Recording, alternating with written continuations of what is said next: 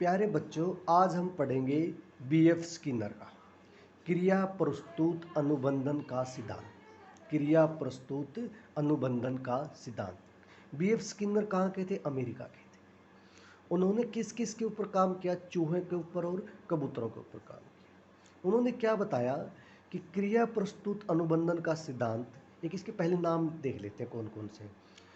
कार्यात्मक अनुबंधन का सिद्धांत, साधनात्मक अनुबंधन, निमेतिक अनुबंधन का सिद्धांत, सबलीकरण का सिद्धांत, प्रेरणा संपन्न अनुभव का सिद्धांत, RS theory, R type theory, या उत्सर्जित अनुबंधन, सक्रिय अनुबंधन। उत्सर्जित अनुबंधन और सक्रिय अनुबंधन, ये इसके नाम है। अब उन्होंने क्या बताया कि सबसे पहले अनुक्रिया कराओ। सबसे पहले क्या करवाओ आप? अनुक्रिया। कि पहले अनुक्रिया करवानी है, उसके बाद क्या देना है? पुनर्बलन देना है। अगर अनुक्रिया का सार्थक परिणाम हो तभी आगे जाके उसको क्या देना है? अनुबंधन देना। देख, मतलब सिंपल सा क्या है कि सार्थक परिणाम होगा तो बच्चा काम को दोहराएगा। अगर परिणाम सार्थक है, पॉजिटिव है परिणाम उसका, तो बच्चा उस काम को बार बार दोहराएगा। उन्होंने सबसे पहला अपना प्रयोग किया था चूहों के ऊपर। कब किया था? 1938 में। उन्होंने क्या बनाया? एक स्किनर बॉक्स बनाया। अपने ही नाम के ऊपर क्या बनाया था? एक स्किनर बॉक्स। और स्किनर बॉक्स के अंदर उन्होंने क्या किया? भोजन का टुकड़ा रखा था। उसे उस भोजन के टुकड़े से उस क्या मिलेगा? उस चूहे को पुनर्बलन। क्या मिलेगा? पुनर्बलन।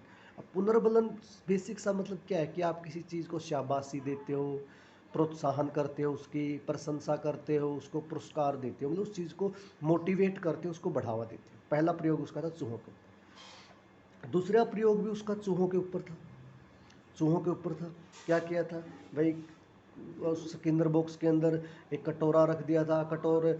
एक लीवर था। जैसे ही चूहा लीवर के ऊपर पाँव आता तो उसका भोजन उसके नीचे गिर जाता था। इसमें सब में जो बीएफ स्किनर है वो क्या करते हैं? व्यवहार में परिवर्तन क्या आएगा उसको क्या करते हैं? देखते हैं। व्यवहार में परिवर्तन क्या आएगा उसको देखते हैं। क्या बोलते हैं बीएफ स्किनर कि क्रिया करेगा तो भोजन मिलेगा। पहले क्या करनी पड़ेगी? उसको क्रिया करनी पड़ेगी। जैसे जैसे वो क्रिया करना स्टार्ट कर देगा वैसे ही उसको क्या मिलेगा फिर? अगर उसका धनात्मक रिस्पॉन्स हुआ, अगर उसका काम का धनात्मक रिस्पॉन्स हुआ तभी उसको क्या मिलेगा? भोजन मिलेगा। तीसरा प्रयोग उन्होंने किया था कबूतर के ऊपर। किसके ऊपर किया था? कबूतर के ऊपर। कबूतर के ऊपर प्रयोग कब किया था उन्होंने? 1943 के अंदर।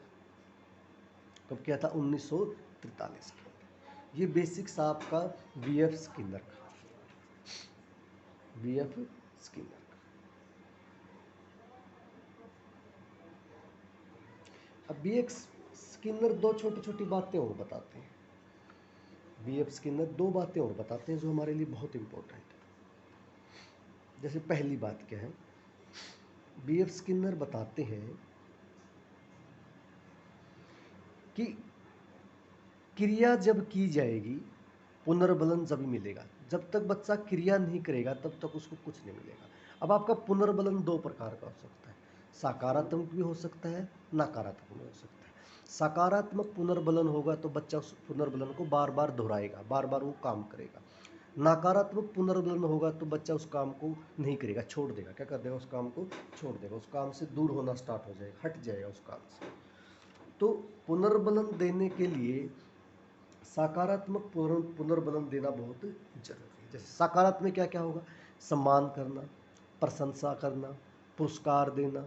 नकारात्मक क्या होगा? उसको दंड देना, भय होना, भय हो जाएगा, शक करना, शक लगना, शक करने लगना, उसको डांटना, फटकारना।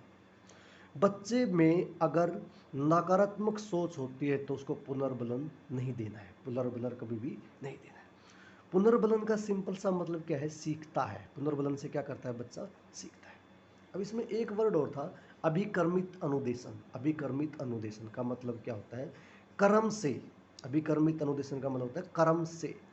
शिक्षक एक पाठ्यक्रम तैयार करता है जैसे, जिसमें विद्यार्थियों को शिक्षक की आवश्यकता नहीं होती। जिसमें विद्यार्थियों को शिक्षक की आवश्यकता नहीं होती। तीसरी बात, तीसरा एक रेखीय अभिकर्मित अनुदेशन। रेखीय अभिकर्मित अनुदेशन, ये भी किसने दिया था? बीएफ स्किनर ने। बीएफ स्किनर इसमें क्या बोलते हैं कि पूर्व ज्ञान के साथ नवीन ज्ञान को जोड़ना।